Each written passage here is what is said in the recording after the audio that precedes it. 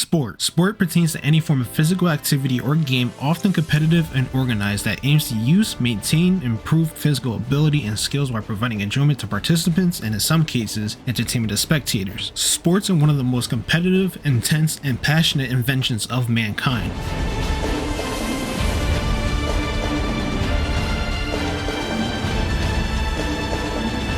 With that being said, it should be something easily translated into the interactive medium of video games.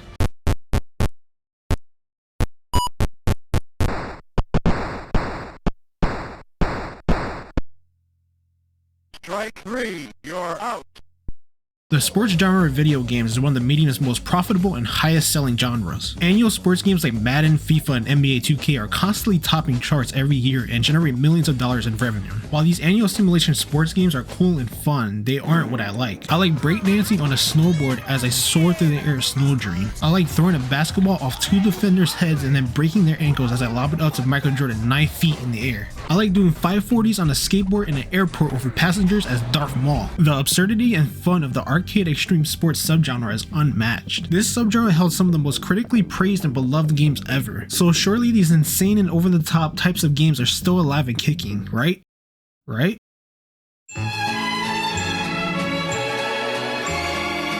To talk about why this subgenre died, we first must talk about its beginning and peak. In the earlier days of sports games, while many had an arcade-like feel, there was always a strive for realism. The problem was that the hardware at the time limited the scope of that goal. As the power of the hardware increased, so did realism and simulations. While that pivot continued, there was one company and game that would change everything. In 1993, Midway released the legendary NBA Jam, and it's unlike anything. It's a 2v2 style basketball game with no fouls. Recognizable NBA stars pushed each other to the ground, flew above the rim, and caught on fire when they got hot. It was easy to pick up but hard to master. It was competitive and it was addictive. As we know, NBA Jam would become a huge success. This success would prompt Midway to try the same formula with other sports. They gave us WWF WrestleMania the arcade game, NHL Open Ice, NFL Blitz, Ready to Rumble, and so much more. Their success with this arcade-focused gameplay formula made others take notice. These games really started popping out during the 6th generation of consoles. In 1999, EA created a sub-label to EA Sports called EA Sports that would be focused on developing, and I quote, casual sports titles with an arcade twist. The highly anticipated PlayStation 2 launched in October of 2000 in the US with a little launch title called SSX. It's a high-octane snowboarding masterpiece and everyone loves it. SSX becomes a big-time series while the same formula is applied to other sports, and we get bangers like NBA Street, FIFA Street, NFL Street, Def Jam Vendetta, and my personal favorite, Freestyle. Activision had a similar thing going on with the Tony Hawk games at the time after the success of the first two games on the PlayStation 1. Tony Hawk would continue to be a massive series. They then created a new label called Activision 02 and used the Pro Skater games formula on other sports like BMX, surfing, snowboarding, and even wakeboarding. Of course, with the success of this formula, many copycats followed. Some of them were good, some of them not so good. The market started to become oversaturated toward the end of the 6th generation and quality began to die down. With the talk of HD graphics and a hard push for realism from license holders and publishers lingering over the upcoming 7th generation, the beginning of the end was near.